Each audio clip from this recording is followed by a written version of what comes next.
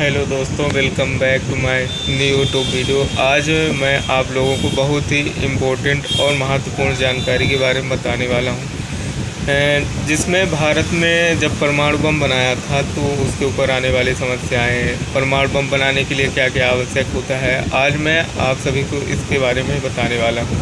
जैसा कि आप सभी लोग जानते हैं कि इजराइल और ईरान युद्ध चल रहा है।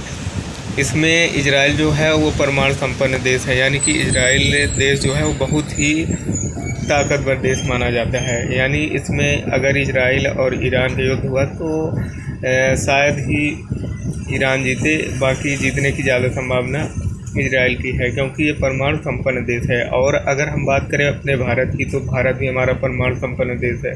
तो इसके बारे में हम बात करते हैं कि हमारा भारत कब परमाणु संपन्न देश बना और इससे भारत पर क्या क्या समस्या आई, परमाणु बम बनाने के लिए किसने अथक प्रयास किया और परमाणु बम कैसे बना। तो आज हम इसके बारे में डिटेल से जानकारी देखने वाले हैं, तो वीडियो को बिना स्किप किए लास्ट तक ज़रूर देखिए। तो चलिए हम लोग देखते हैं कि परमाणु बम बनाने के लिए सबसे ज़्यादा उपयोगी यूरेनियम होता है। यानी हमारे धरती पर एक पदार्थ पाया जाता है जिसका नाम यूरेनियम है। यूरेनियम एक ऐसा पदार्थ है जो दो प्रकार का पाया जाता है, यूरेनियम 235 और यूरेनियम 238।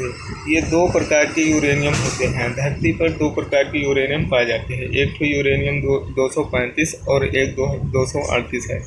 यूरेनियम 238 जो है उससे हम लोग बिजली उत्पादन या विद्युत घर बनाने के लिए उपयोग में लाते हैं, और यूरेनियम 235 का उपयोग परमाणु बम बनाने के लिए किया जाता है। यानी यूरेनियम 235 बहुत ही महत्वपूर्ण है परमाणु बम बनाने के लिए। तो आइए हम लोग देखते हैं। ये देखिए, यूरेनियम कुछ इस प्रकार का पाया जाता है। तो यूरेनियम 238 और यूरेनियम 235 दोनों को इनरीच्ड करके यूरेनियम 235 बनाया जाता है। यानी दोनों को मिक्स करके इनकी शुद्धिकरण करके फिर यूरेनियम 235 बनाया जाता है। यानी यूरेनियम 235 बनाने के लिए इन दोनों को अलग से नहीं आता है दोस्तों। क्या है कि यूरेनियम 238 और 235 इन दोनों को इनरीच्ड किया जाता है।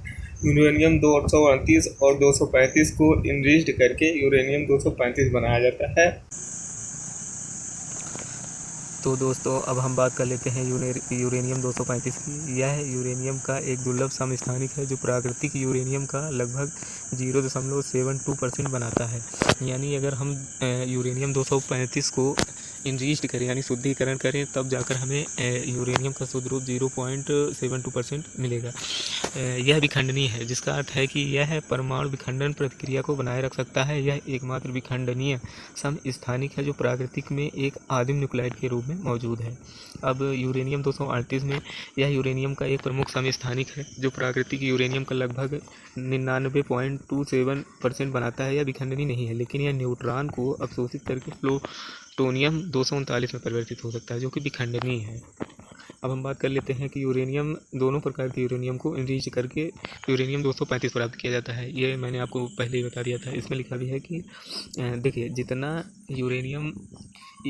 1 किलोग्राम यूरेनियम से खतरा होता है, उतना ही 27 लाख कोयले का यूज़ करके हम खतरा पैदा कर सकते हैं। यानी जितनी हानि हमें 27 लाख कोयला जलाने पर हो सकती है, उतनी ही 1 किलोग्राम यूरेनियम हानि हमें पहुंचा सकता है। इतनी पावर यूरेनियम में होती है। तथा यूरेनियम का उपयोग बिजली घर बनाने में भी किया जाता है। यानी यूरेनियम का उपयोग हम बिजली घर में बनाने में भी करते हैं।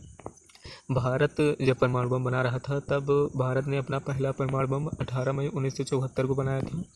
इस परीक्षण को स्माइलिंग बुद्धा के नाम दिया गया था, और यह राजस्थान के पोखरण में किया गया था। यानी भारत में जब पीएम श्रीमती इंदिरा गांधी जी थी, तो भारत में डॉक्टर APJ अब्दुल कलाम ने परमाणु बम का पहला परीक्षण 18 मई 1974 को किया था। भारत ने दूसरा परमाणु परीक्षण 11 और 13 मई 1998 को राजस्थान के पोखरण में किया था। यानी 11 मई को 5:45 पर IST पर एक साथ हुए। इनमें से 45 kT थर्मोन्यूक्लाइड डिवाइस, एक 15 kT विखंडन डिवाइस और एक 0.2 kT सब किलोमीटर यानी 1 किलो टीन से कम डिवाइस शामिल थे। आगे देख लेते हैं, परमाणु बम बनाने वाला पहला देश कौन था। तो परमाणु बम द्वितीय विश्व युद्ध 1939 और 45 के दौरान अमेरिका में बनाया गया था। इसके लिए 1942 में बेहद गोपनीय प्रोजेक्ट शुरू किया गया था। अमेरिका को डर था कि जर्मनी परमाणु हथियार विकसित कर सकता है। उसी चुनौती का मुकाबला करने के लिए अमेरिका ने यह प्रोजेक्ट